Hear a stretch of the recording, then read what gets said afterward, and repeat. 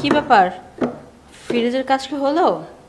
Ma'am সাহেব, ফ্রিজের কাজ আমি তো বুঝি না বেশি একটা। আমাদের আরেকটা ইলেকট্রিশিয়ান আছে, ওরা কালকে নিয়ে আসবো না, আইসা বাকিটা ঠিক করে দিয়েছে মনে। আচ্ছা, আপনি যেহেতু ফ্রিজ ঠিক করতে পারেন না তাহলে তো জোর জুলুমের কিছু নাই।